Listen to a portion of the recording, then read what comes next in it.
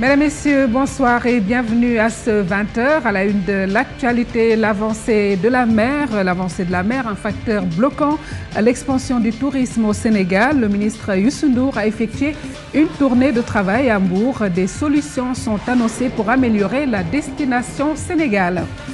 Installation imminente des députés à l'Assemblée nationale. Les juristes invitent les élus à laisser une bonne place aux femmes dans les instances de décision. La parité est bien passée par là. La neurologie, nous en parlerons dans ce journal. Les neurologues tirent la sonnette d'alarme, une spécialité qui risque de disparaître si la formation n'est pas assurée. Voilà pour les titres.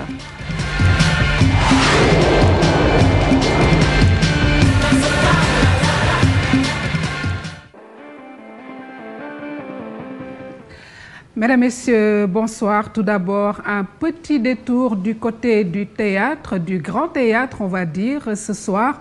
L'événement culturel, ce sera donc une soirée culturelle, une soirée avec l'artiste Pape Diouf. Nous allons rentrer en ligne, ce sera une petite incursion avec le maître de cérémonie, Boubacar Diallo, alias Boubs. Boubacar, bonsoir.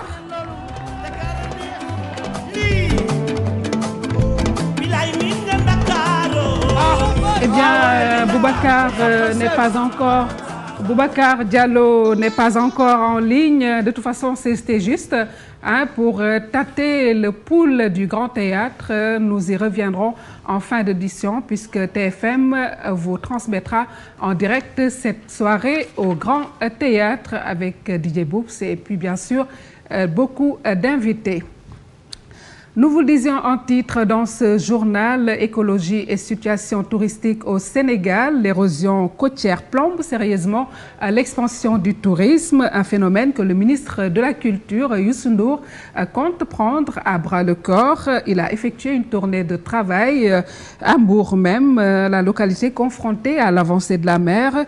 L'équipe a planché sur la question pour une solution durable, nous dit Ibrahima Kane Mahouma. À l'origine, ces pierres aménagées devaient aider à stopper l'avancée de la mer. Malheureusement, la stratégie n'aura pas eu l'effet escompté, puis l'eau ne cesse de gagner du terrain, surtout en période d'hivernage. Conséquence. Aujourd'hui, le gros problème, c'est que les clients disent « mais il n'y a plus de plage, on ne veut plus venir ». Parce qu'ils viennent chercher du soleil, ils viennent chercher de l'eau agréable et une belle plage. Le phénomène touche pratiquement tout le littoral sénégalais et fait que les plages ne survivent plus. Un coup dur pour le secteur du tourisme. L'ampleur du phénomène nécessite aujourd'hui une solution d'urgence, d'où cette rencontre sous la houlette du ministre du Tourisme venu constater de visu la situation. Nous avons aujourd'hui avec le ministère de l'écologie, de l'environnement, il y a un projet qui est confirmé. Nous avons même entendu ici le responsable qui représente le ministère nous dire que nous pensons que vers le 15 août, les travaux où le marché va être attribué pour commencer à donner des signaux forts. Dans l'optique de redorer le blason du tourisme sénégalais, le ministre préconise. Et tout le monde est d'accord qu'il faut être ambitieux sur la promotion de la destination. Je ne vais pas me répéter, mais le Sénégal est sur orbite. Donc il faut qu'on en profite pour vendre la destination Sénégal. Youssou Ndour a également rencontré les acteurs culturels du département de Mbour. Entre autres doléances que ces derniers ont exposées à leur tutelle, manque de papiers d'identification, mauvaises conditions de vie et de travail. Ainsi, un conseil interministériel est prévu dans les prochains jours. Objectif, trouver les voies et moyens à même d'apporter une solution définitive au secteur. Bientôt donc la destination Sénégal améliorée. Après le scrutin législatif du 1er juillet dernier, l'heure est à l'application de la loi sur la parité. L'installation du bureau de l'Assemblée nationale est imminente. Ainsi, l'association des juristes sénégalais invite les élus à œuvrer pour l'accès des femmes dans les instances de décision. Fatou Kinedem, Ibis Sissé ont assisté à la conférence de presse de l'association des juristes. Formation du bureau de l'Assemblée nationale, l'association des juristes sénégalaises sonne l'alerte.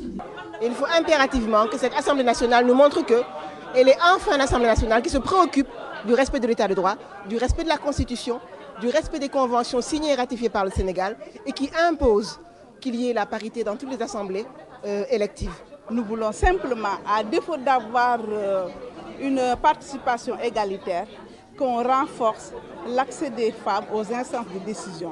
Au Sénégal, les femmes représentent 52% de la population. Elles jouent un rôle important dans le développement.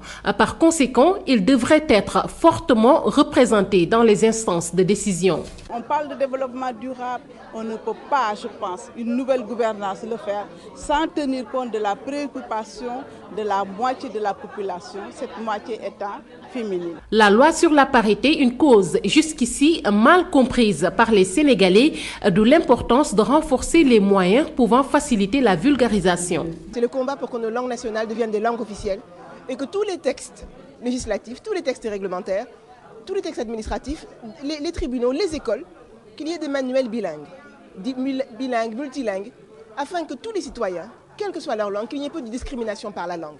Que parce qu'on ne parle pas le français, et je vous rappelle que des statistiques officielles françaises montrent que 90% de la population du Sénégal ne parle pas français. Autant dire que la population du Sénégal ne parle pas français.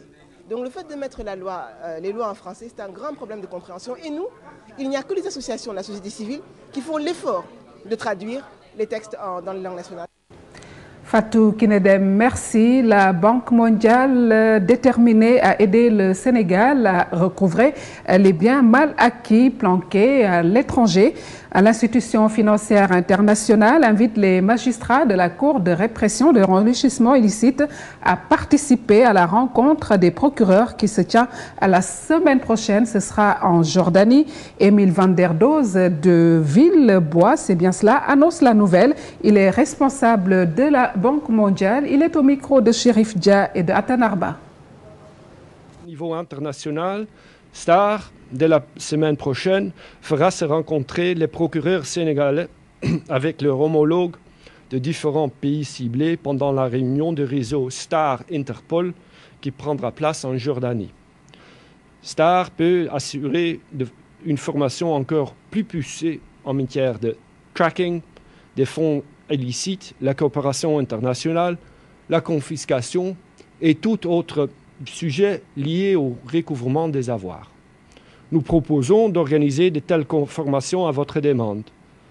Notre objectif est à la fois de vous former durablement à la lutte contre la corruption, mais aussi de vous appuyer dans la conduite des cas actuels, c'est-à-dire de les appuyer à la fois sur le plan général et sur le plan individuel.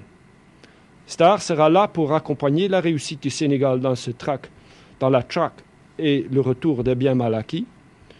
Comme nous l'avons dit au début de cette semaine, ça sera long et difficile, mais chaque étape de notre collaboration aura pour objectif de nous rapprocher un peu plus du succès. Sécurité intérieure au Sénégal, plus de 30 milliards de francs CFA, c'est le montant injecté pour valider la politique de bonne gouvernance du ministère de l'Intérieur dans le cadre des dépenses sectorielles. Suivant à ce propos les explications de Cheikh Sadibou Diop. Il est le directeur de l'administration générale. Il est au micro de Fatima Ba et de Modou Diop. Les activités exécutées par le ministère de l'Intérieur n'ont été soutenues que par des ressources internes tirées du budget de l'État, alors que d'autres départements et d'autres secteurs bénéficient des ressources octroyées par les partenaires techniques et financiers.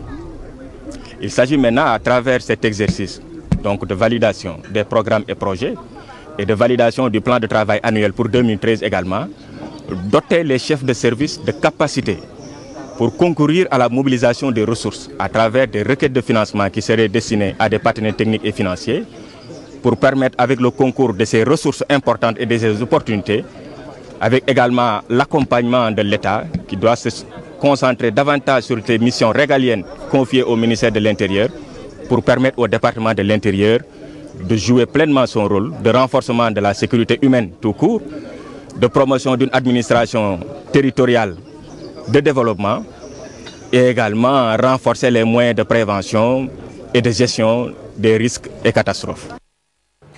Crise dans le secteur de l'éducation, la rencontre entre le gouvernement et les syndicats d'enseignants s'est terminée eh bien, en queue de poisson, faute de consensus. Cependant, le ministre de l'Éducation annonce la mise en place d'un cadre de réflexion sur la plateforme revendicative des enseignants.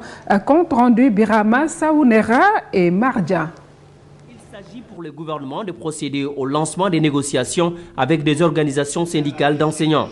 Une rencontre qui a pour but de faire l'état des lieux et de trouver des remèdes aux maux dont souffre l'école sénégalaise depuis belle lurette.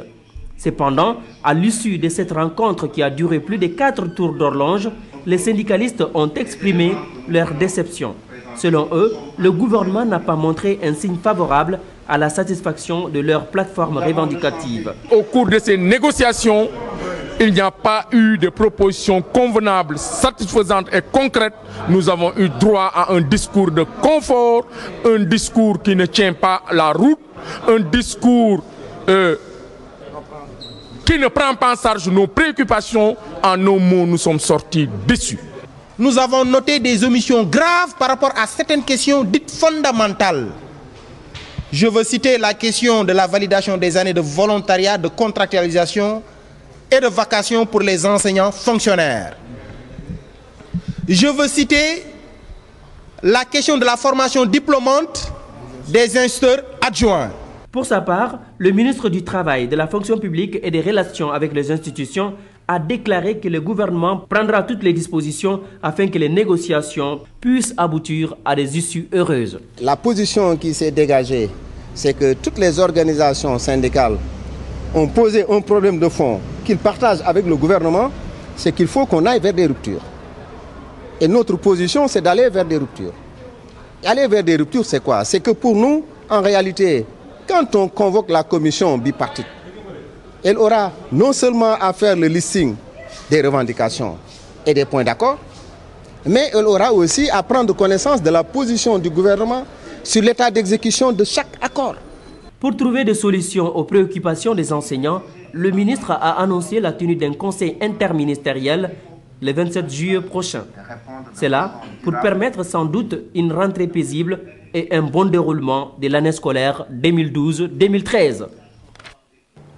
À présent, cap sur Ziguinchor, c'est pour parler de la fin des journées d'intégration des étudiants ressortissants de l'université de Sédhiou. Thème de cette année, quel nouveau type d'étudiants pour le Sénégal émergent? Au programme dépistage, les étudiants s'engagent à lutter contre le sida. C'est une correspondance de Bakary Conté et de Thierno Laurent Mendy. Beaucoup d'activités ont été organisées lors de ces journées d'intégration. Ces étudiants s'engagent à éliminer le VIH-Sida dans la région sud, car le taux de prévalence du sida est de 2,2%.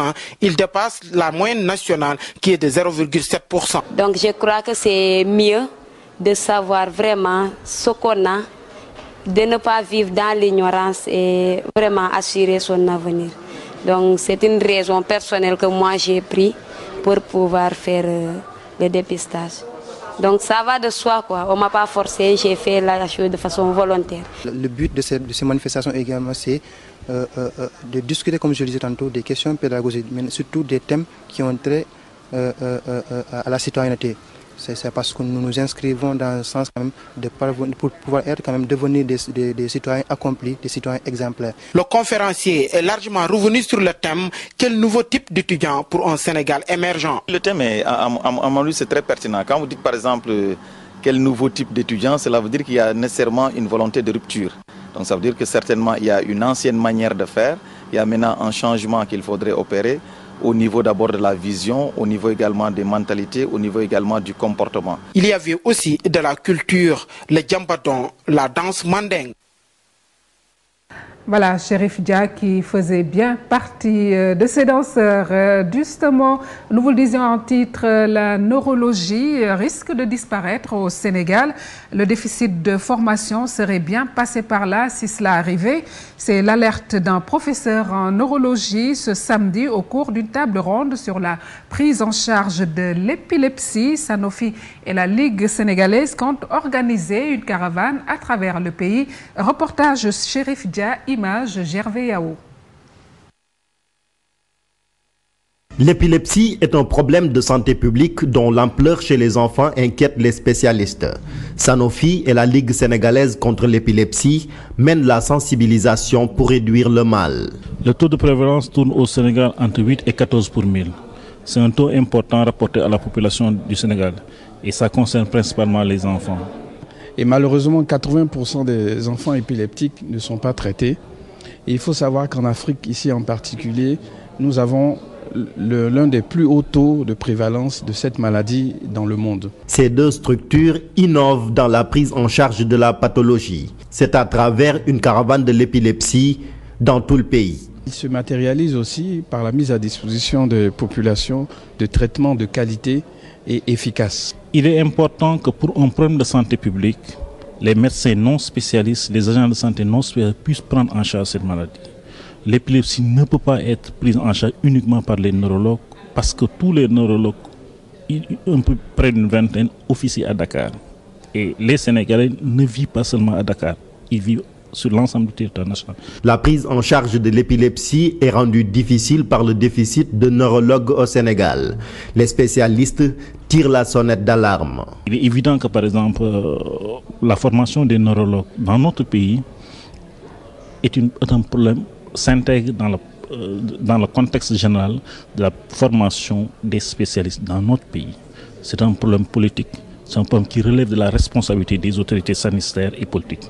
Et il est évident que par exemple, si nous n'allons pas vers un renversement de tendance, d'ici quelques années, il peut y avoir une disparition de neurologues au Sénégal. Parce que un certain nombre d'étudiants s'intéressent à la neurologie, mais ils n'ont pas les moyens de faire cette formation. Voilà la réalité. Sanofi et la Ligue sénégalaise contre l'épilepsie veulent faire face à une autre réalité, la stigmatisation dont sont victimes les épileptiques. D'où l'importance de cette caravane de l'épilepsie. Chéridia, merci. À présent, en tour au marché en cette période hivernale. Le panier de la ménagère de plus en plus dégarni. Poissons et légumes se font très rares. Les prix ont augmenté. Constat fait par Marie-Christine Mendy et Ababakar Kamara. Rime avec approvisionnement du marché, particulièrement de légumes. S'approvisionner en condiments devient un véritable casse-tête chez les ménagères. Actuellement, tout est cher au marché. Vous voyez, j'ai déjà dépensé 2000 francs en légumes et j'ai même pas encore acheté du poisson. En cette période, nos dépenses sont doublées. C'est vraiment difficile pour nous.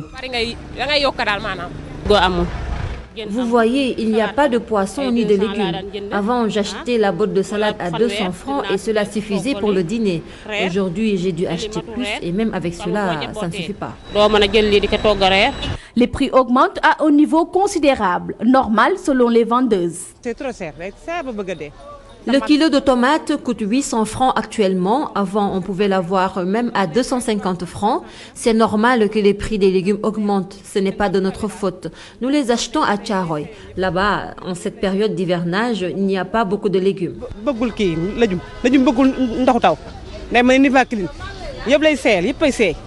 Même son de cloche chez les vendeuses de poissons. La pluie ne les arrange pas.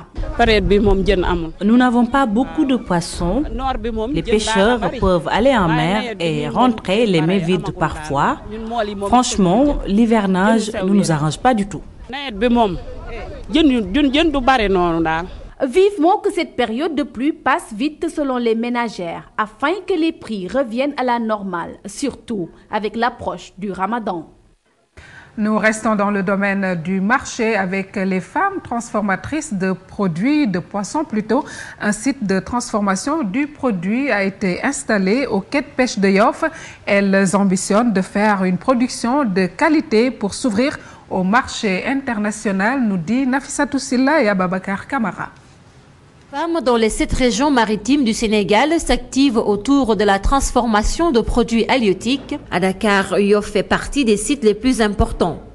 Nous faisons plusieurs variétés, à savoir du salage au séchage et même du fumage de poissons. Les produits séchés et salés, nous les vendons au Sénégal, mais le reste, nous l'exportons au Congo. au Congo. Le site de Ndiaré est bien connu pour l'exportation de ses produits dans la sous-région. Pour la présidente de ce site, des efforts restent à faire pour exporter vers les pays occidentaux.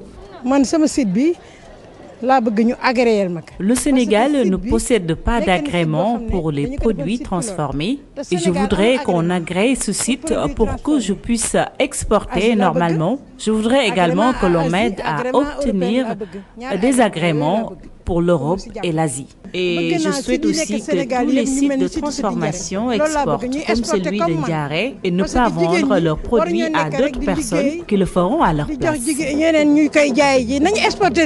Cette unité de 60 employés est certes en avance sur d'autres sites de transformation, mais les responsables le veulent plus moderne.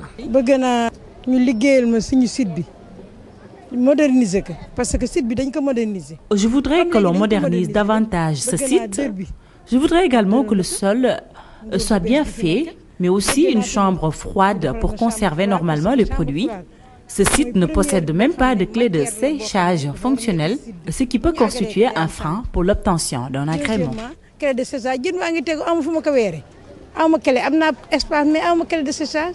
Cette semaine, le ministre de la Pêche et des Affaires maritimes était en visite dans cette localité.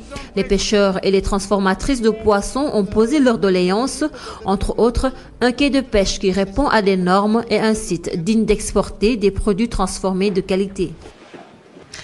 Direction la ville de Touba, le marché de l'arachide décortiqué n'enchante plus les femmes qui évoluent dans le secteur. Des prix trop bas avec des conditions de travail très difficiles, voire même insupportables. 5 km de marche, 12 heures de boulot, c'est trop. Elles indexent les opérateurs stockeurs privés, nous dit Adiatala et Abdoulaye Diallo. De la force pour ôter la graine d'arachide de son enveloppe. Les femmes décortiqueuses de Touba en ont fait usage avec des moyens rudimentaires pour survivre. Elles ne gagnent pas plus de 300 francs malgré toute cette peine. Elles sont conscientes d'être exploitées mais n'ont pas le choix. Chaque jour, nous y sommes matin et soir. Malgré tout, nous gagnons rien. Tu peux décortiquer jusqu'à 10 kilos d'arachide. On te fait un bon de 50 francs ou 100 francs. Si tu voulais emprunter 25 francs ici, tu n'en trouves pas. Nous gagnons 250 francs pour 10 kilos décortiqués, 150 francs, parfois même on n'a rien. Les femmes du quartier de Touba Guédé joignent difficilement les deux bouts à cause de la précarité. Pendant la saison des pluies, elles se reconvertissent en vendeuses d'oseille. Nous faisons 8 km pour livrer l'arachide décortiqué. Nos maris n'ont pas les moyens. Nous ne dépendons que de notre boulot. Nous n'avons personne pour nous aider. Pendant l'hivernage, nous observons un arrêt de travail total. Nous allons dans les champs acheter de l'oseille à revendre. Le seau à 250 francs. Parfois, on le revend à 500 ou 350 francs. Tu as des fois 150 francs de bénéfices. On quitte le marché Ocas à pied pour pouvoir nourrir la famille. Touba Guédé qui manque de tout, absence d'infrastructures sanitaires, scolaires et d'eau potable entre autres, et des revenus inexistants, n'est-ce pas un exemple de localité en proie à la pauvreté? Avant de recevoir Cheikh Tidiane Diao pour la page des sports, à présent une note de musique dans ce journal avec le bataillon blindé qui enrichit le marché musical d'un deuxième album, Résistant. C'est le titre de cette production de 16 morceaux. Un message fort aux jeunes, nous dit Ibou Diouf et Alioune Diagne.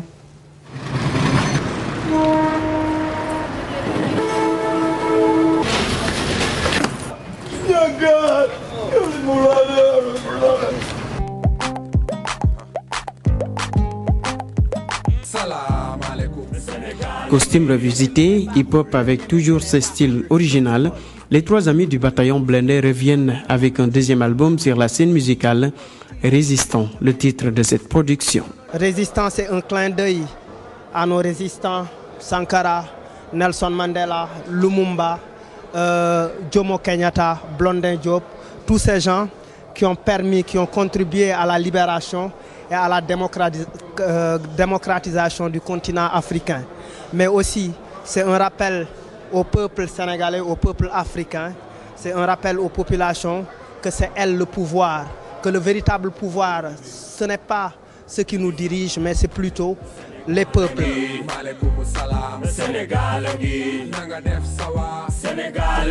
Après De Guntan, sorti en 2003, l'album Résistant comporte 16 titres, des morceaux mijotés pendant 9 ans. Avec beaucoup de featuring, il y a beaucoup de groupes underground là-dedans. Nous retrouvons Fuken Cook, nous retrouvons Crazy Cool, nous retrouvons Buanix, Nyamumbam, nous retrouvons All Right, nous retrouvons Queen Bees, nous retrouvons beaucoup de la crème Yaz, Ombre Zion, un artiste reggae en verve, nous avons Hakim, nous avons Djili Baghdad, nous avons aussi Katie. Le bataillon blindé a toujours nourri l'ambition de faire du rap sans mimétisme avec le rap américain. Hip-hop reste encore la culture la plus crédible, le message le plus fort, parce que c'est un message porté par les jeunes, c'est un langage que les jeunes comprennent, c'est un message fort, c'est un message de vérité. L'album est dans les bacs, autant de sonorités pour les férus du rap galsen.